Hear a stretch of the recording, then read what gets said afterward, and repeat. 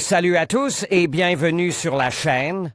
Je m'appelle Émile Garnier et ici, on parle de voitures sous tous les angles, entretien, astuces pratiques, fonctionnement des moteurs et bien plus encore. Si vous voulez mieux comprendre votre véhicule et éviter les erreurs coûteuses, vous êtes au bon endroit. Pensez à mettre un j'aime, à vous abonner à la chaîne et à regarder la vidéo jusqu'à la fin. Vous y trouverez des infos vraiment utiles. Le lancement de la production de la nouvelle Moskvich chinoise a été de grande envergure. Le maire de Moscou, Sergueï Sobyanin, et le ministre de l'Industrie et du Commerce de la Fédération de Russie, Denis Manturov, ont personnellement participé à l'événement.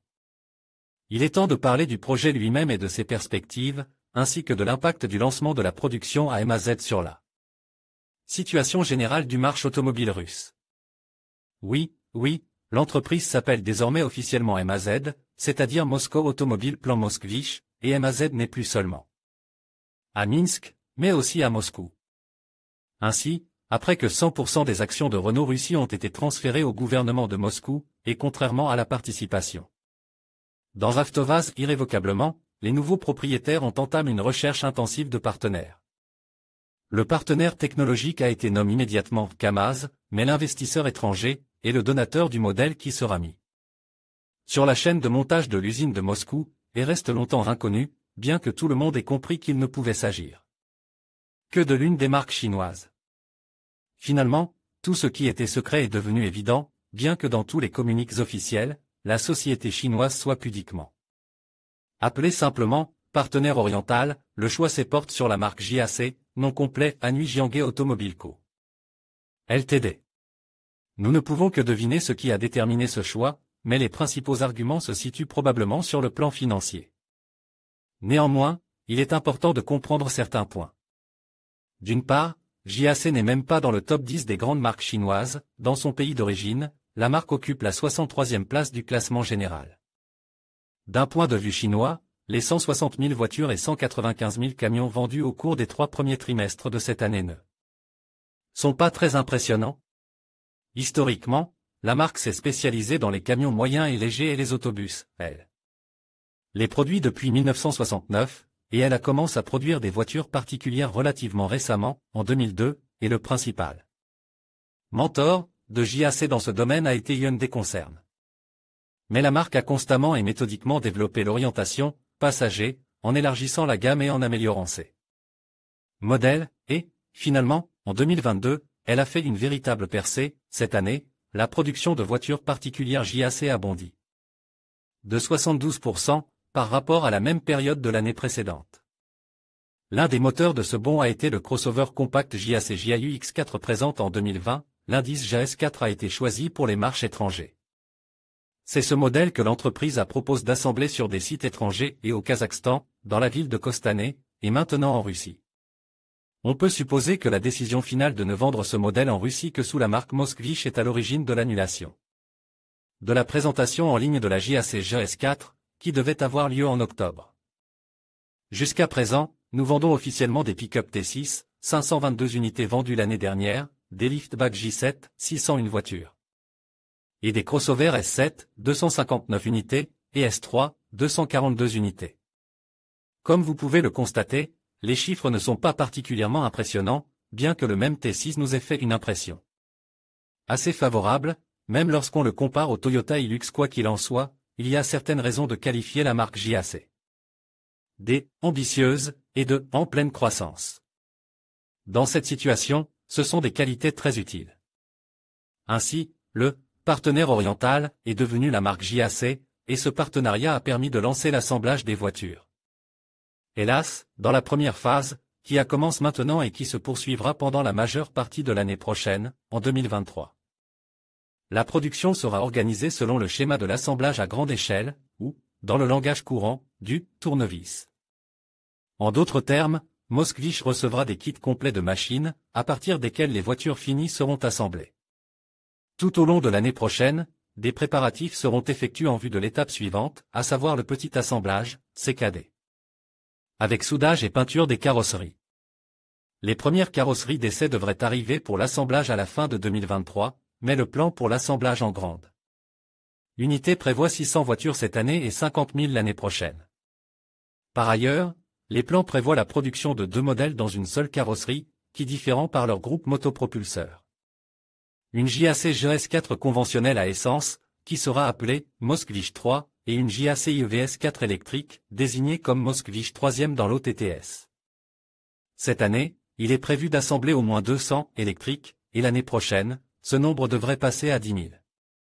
Quoi qu'il en soit, même le passage au CKD nécessitera d'importants investissements financiers. Après tout, l'usine ne pourra utiliser que des cabines de peinture provenant de l'équipement Renault restant. Tous les autres équipements devront être réinstallés. Mais tout ceci n'est qu'une période de transition pendant que l'entreprise développait sa propre plateforme et, comme mentionne, 100% électrique, basée sur des batteries, des boîtes de vitesse et des moteurs électriques nationaux. Selon les plans, les premières voitures sur cette nouvelle plateforme devraient apparaître au milieu de l'année 2025 et, à la fin de cette même année, elles devraient représenter environ un cinquième du plan total de 120 000 voitures. Mais pour l'instant, les acheteurs russes se verront proposer une Moskvich 3 à essence, et c'est cette voiture que les journalistes ont pu découvrir en direct. D'ailleurs, tout le monde était très intéressé par la signification de l'indice 3 dans le nom. Selon les spécialistes de l'usine, ce chiffre correspond au segment A1, B2, B+, respectivement, 3. De nouveaux modèles apparaîtront dans la gamme, il y aura de nouveaux chiffres dans le nom. Qu'est-ce que le Moskvich 3? En fait, il s'agit d'un représentant typique des crossovers chinois du segment B+, et ce n'est pas un hasard. Selon les données des experts en marketing de l'usine de Moscou, il existe aujourd'hui sur le marché russe un déficit d'environ 800 000 voitures, dont une part très importante de voitures du segment B+, des SUV, qui comprend des best-sellers tels que Hyundai Creta, Renault Dusté et Renault Captur. Parmi les modèles chinois vendus aujourd'hui en Russie, les principaux concurrents de Moskvich seront Geely Coolray, Haval Jolion et Chery Tiggo 4 Pro.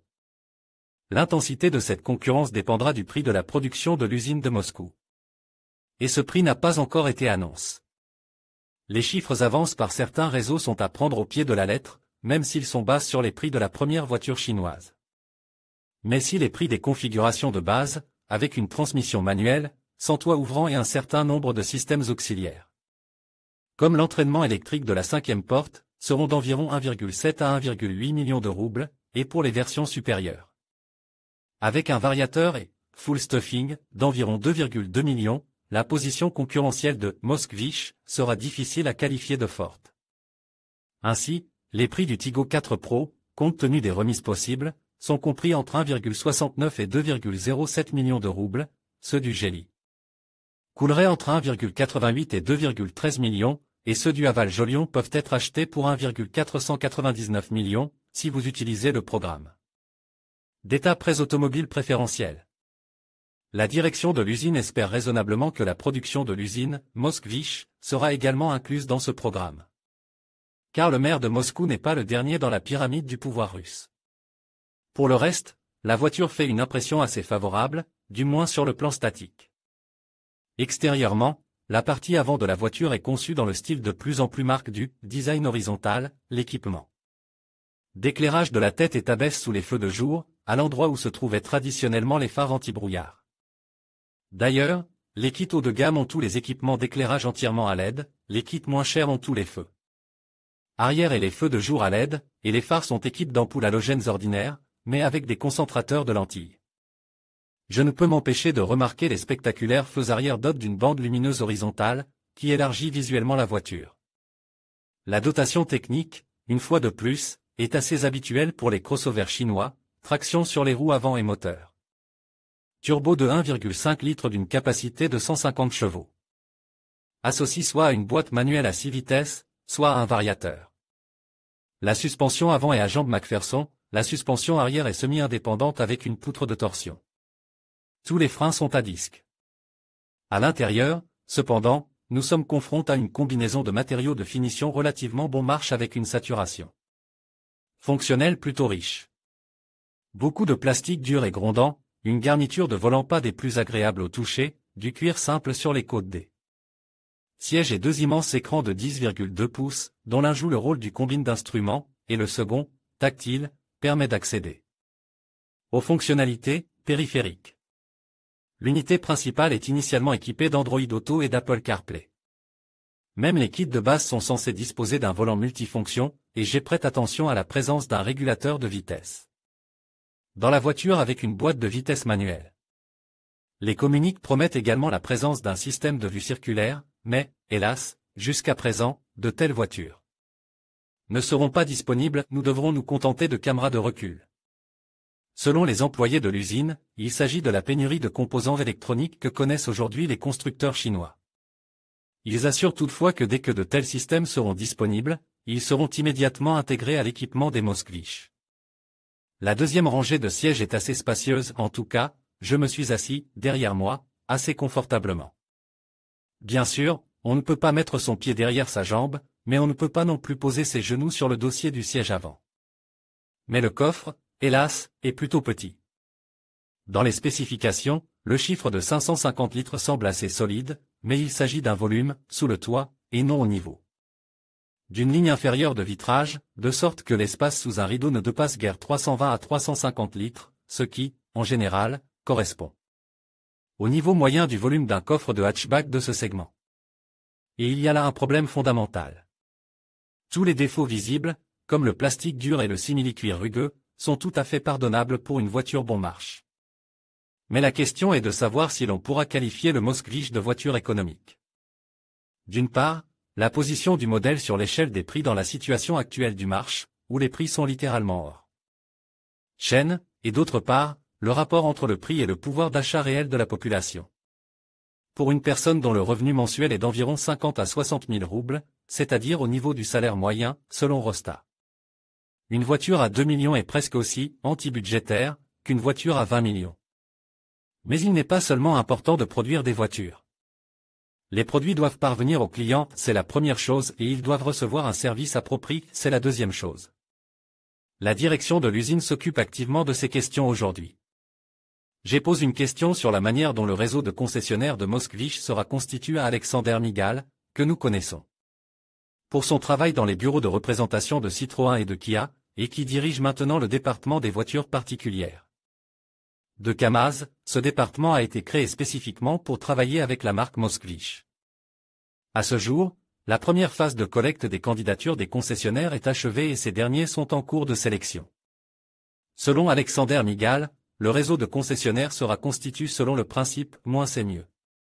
L'usine, du moins pour l'instant, n'insistera pas sur la présence d'une salle d'exposition séparée, décorée strictement dans un certain style selon des normes rigides.